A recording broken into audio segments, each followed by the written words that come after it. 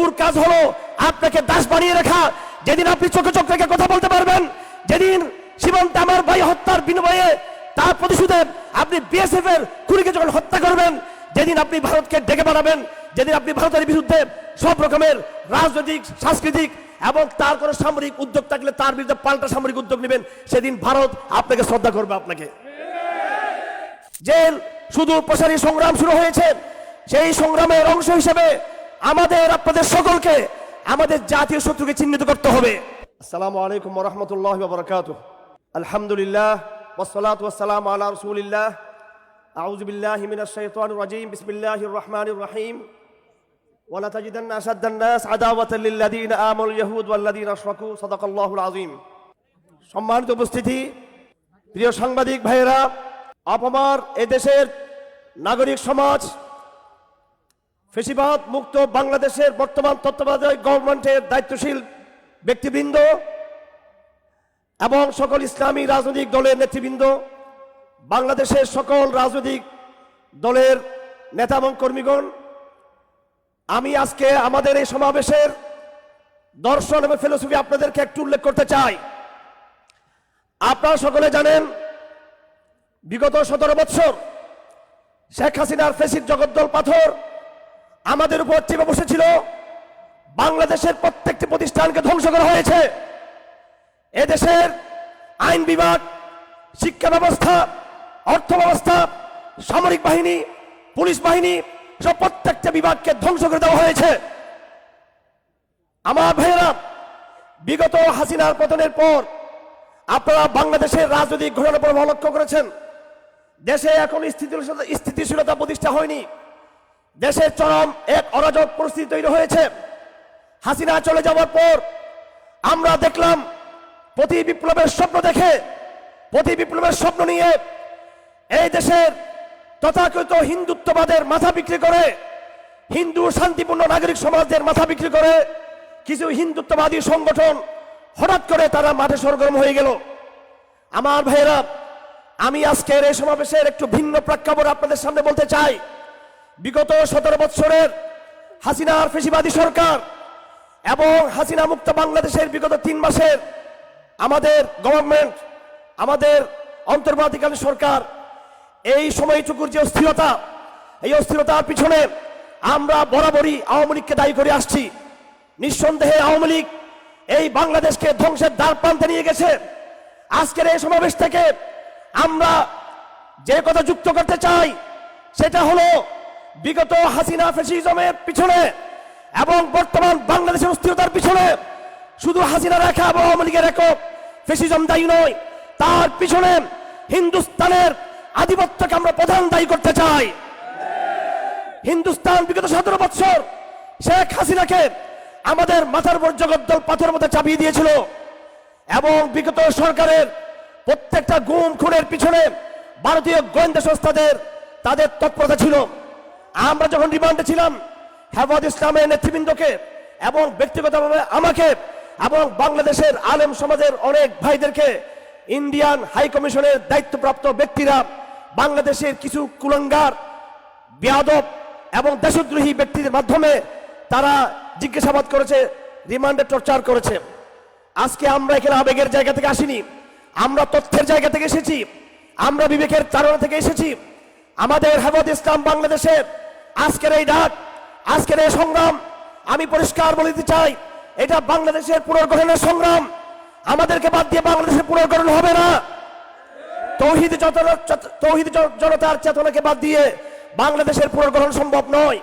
যারা আপনারা ক্ষমতায় রয়েছেন, যারা বিগত দিন আন্দোলন করেছেন, আমি আপনাদেরকে বলতে চাই, কেন আপনারা শুধু ফেসিবাদের কথা বলেন? ফেসিবাদের পিছনে যে ভারতীয় আধিপত্যবাদের হাত রয়েছে তার কথা কেন বলেন না? আমরা ফ্যাসিজমের এই বটবৃক্ষের আমরা ঢালাপালা কেটে দিয়েছি। এই বটবৃক্ষের মুন্ড এখনো এই বটবৃক্ষের শিকড় কিন্তু এখনো হয়ে গেছে। বাংলাদেশে আমরা যেটা দেখতে পাচ্ছি, অরাজকতা, কখনো হিন্দুত্ববাদী সংগঠনগুলোর পক্ষ থেকে, কখনো প্রতি বিপ্লবের নানা চক্রান্তের মধ্য দিয়ে, এবং বিশেষ করে শেখ হাসিনা একের পর এক উস্কানিমূলক বক্তব্য ভারত থেকে দিয়ে যাচ্ছে। এবং চিন্ময় সহ, শুধু চিন্ময় কিন্তু একা নয়, আমরা শুধু আজকে চিন্ময়ের বিষয় নিয়ে এখানে আসিনি। চিন্ময় সহ ভারত বাংলাদেশস্থ হিন্দু বৌদ্ধ খ্রিস্টান ঐক্য পরিষদ সহ অসংখ্য সংগঠন রয়েছে বাংলাদেশে, যেগুলোকে ভারত পেট্রোলাইজ করছে। আপনারা জানেন হিন্দু মহাজোটের দায়িত্বশীলরা বলেছে তাদেরকে ভারত প্রস্তাব দিয়েছিল তোমাদেরকে আমরা প্রমোট করব, তোমাদেরকে আমরা ডলার দিব, টাকা দিব। অনেক হিন্দু নেতাদেরকে প্রস্তাব দেওয়া হয়েছিল তোমরা মাঠে এসে ট্রাম্প কার্ড ব্যবহার করে, মাইনরিটি ট্রাম্প কার্ড ব্যবহার করে বাংলাদেশকে অস্থির করে তোলো। আমি ধন্যবাদ জানাই, সাধুবাদ জানাই বাংলাদেশ হিন্দু নেতৃবৃন্দকে যারা ভারতের প্রস্তাবকে প্রত্যাখ্যান করেছে। অন্যদিকে চিন্ময় সহ বিভিন্ন উগ্রবাদী সংগঠনের লোকেরা ভারতের টাকা খেয়ে, আমাদের কাছে প্রমাণ রয়েছে ভারতের অর্থায়নে, ভারতের সহযোগিতায়, ভারতের তৎপরতায় তারা বাংলাদেশকে অস্থির করার ষড়যন্ত্র করছে। যা কিছু বাংলাদেশে হচ্ছে সেটা একটু সুপরিকল্পিত হচ্ছে। আমরা আজকের এই সমাবেশ থেকে কোনো রাজনৈতিক বুলি অড়ানোর জন্য এখানে আসি নাই। আমরা আপনাদের সামনে আগামী বাংলাদেশের পুনর্গঠনের, আগামী বাংলাদেশের গৌরবকে পুনরুদ্ধার করার, বাংলাদেশের স্বকীয়তাকে রক্ষা করার যে সুদূর প্রসারী সংগ্রাম শুরু হয়েছে, সেই সংগ্রামের অংশ হিসেবে আমাদের আপনাদের সকলকে আমাদের জাতীয় শত্রুকে চিহ্নিত করতে হবে। আমরা দেশের অভ্যন্তরে ফ্যাসিজমকে চিহ্নিত করেছি। আমরা দেশের অভ্যন্তরে নানান আড়ালে থাকা, কখনো মাইনরিটির, কখনো মিডিয়ার, কখনো রাজনীতির আড়ালে থাকা বিভিন্ন অপশক্তিকে আমরা চিহ্নিত করেছি। কিন্তু আরো দূরে ভারতীয় আধিপত্যবাদের মূল যে কারিগরি চলছে, এটাকে আমরা কেউ কিন্তু আলোচনা আমরা করি না। আমি যখন বললাম গত শুক্রবারে ভারতীয় এমবিসিকে আমরা স্মারকলিপি দিব, সাথে সাথে আমাদের বিভিন্ন গোয়েন্দা সংস্থারা তৎপর হয়ে গেলেন। এত ভয় পান কেন ভারতকে? শুনে রাখবেন, যতই সমূহ করেন না কেন, যতই তাদেরকে ভয় পাবেন না কেন, প্রভুর কাজ হলো আপনাকে দাস বানিয়ে রাখা। যেদিন আপনি চোখে চোখ রেখে কথা বলতে পারবেন, যেদিন সীমান্তে আমার ভাই হত্যার বিনিময়ে তার প্রতিশোধে আপনি বিএসএফ এর খুনিকে যখন হত্যা করবেন, যেদিন আপনি ভারতকে ডেকে পাঠাবেন, যেদিন আপনি ভারতের বিরুদ্ধে সব রকমের রাজনৈতিক, সাংস্কৃতিক এবং তার কোনো সামরিক উদ্যোগ থাকলে তার বিরুদ্ধে পাল্টা সামরিক উদ্যোগ নেবেন, সেদিন ভারত আপনাকে শ্রদ্ধা করবে আপনাকে। আর যে অবস্থা এখন চলছে, সে অবস্থায় ভারত কোনোদিনও আপনাদের পক্ষে থাকবে না। বাংলাদেশকে ভারত ধ্বংসের দ্বার প্রান্তে নিয়েছে। ভারতের কথা বললে অনেকের গা জ্বলে, ভারতের কথা বললে অনেকে এটাকে কৌশল পরিপন্থী বলে। আমরা দেখেছি ইতিমধ্যে মালদ্বীপ, নেপাল সহ এই দক্ষিণ এশিয়ার, শ্রীলঙ্কা সহ দক্ষিণ এশিয়ার প্রায় রাষ্ট্র ভারতের দাসত্বের নিকটতা ছিন্ন করে দিয়েছে। আমরা বাংলাদেশের বর্তমান সরকারকে বলবো, কূটনৈতিক ভারসাম্য তৈরি করুন। ভারতের বিকল্প আমাদের অন্য বন্ধু রাষ্ট্র রয়েছে, তাদের সাথে সম্পর্ক স্থাপন করুন। আমরা পাকিস্তানের কথা বলি না। যারা যারা ভারতের হয়ে কথা বলে, ভারতীয় এমবিসি তাদেরকে সাহায্য করে। আমি, নাসির মুনির, মীর ইদ্রিস, আমরা পাকিস্তান এমবিসির টাকা নিই না। আমরা পাকিস্তানের সাথে আমাদের কোনো সম্পর্ক নেই, বরং দক্ষিণ এশিয়ায় চীন রয়েছে, আর অন্য দেশ রয়েছে, সেই দেশগুলোর সাথে সম্পর্ক স্থাপন করুন। মুসলিম বিশ্বের সাথে, তুরস্কের সাথে, মালয়েশিয়ার সাথে সম্পর্ক ডেভেলপ করুন। এমনকি আগ্রাসী ভারতের তুলনায় পশ্চিমা রাষ্ট্রের সাথে সম্পর্ক করতে আমাদের কোনো আপত্তি নেই। আমাদের দাবি হলো আপনারা ভারসাম্য নিয়ে আসুন। আজকের এই প্রতিবাদ সমাবেশ থেকে আমরা ভারতকে স্মারকলিপি দিয়েছি, স্মারকলিপি এখানে রয়েছে। আমি সাংবাদিক বন্ধুদেরকে একটু বলবো ধৈর্য দান করার জন্য। আপনারা আমাদের সহযোদ্ধা, আপনারা আমাদের সহকর্মী। বাংলাদেশের পুনর্গঠনে, আমরা নতুন এক বাংলাদেশ পুনর্গঠনে আমাদের স্মার্ট প্রস্তাব রয়েছে। আপনাদেরকে নিয়ে, সাংবাদিক ভাইদেরকে নিয়ে, মিডিয়াকে নিয়ে, রাজনীতিবিদদেরকে নিয়ে হেফাজত ইসলাম নতুন এক প্রকল্পে, নতুন এক হাইপোথিসিসে যেতে চাই। আমরা আশা করি সংগ্রাম শেষ না হওয়া পর্যন্ত আপনাদের সাথে থাকবেন। আমরা কোনো উগ্রবাদী এজেন্ডা নিয়ে আসি নাই। অন্যায়ের বিরুদ্ধে প্রতিবাদ এটা উগ্রবাদ নয়, খুনের বিরুদ্ধে প্রতিবাদ উগ্রবাদ নয়, গুমের বিরুদ্ধে প্রতিবাদ এটা উগ্রবাদ নয়, এবং দাসত্বের বিরুদ্ধে, আধিপত্যের বিরুদ্ধে প্রতিবাদ করা এটা উগ্রবাদ নয়। অবশ্যই ভারতকে থামাতে হবে, এখানে ভারতকে থেমে যেতে হবে এখানে। অন্যথায় ভারত যেই পথে আগাবে, আমরাও সেই পথে কাউন্টার করার চেষ্টা করবেন ইনশাআল্লাহ আজিজ। এই মাঠে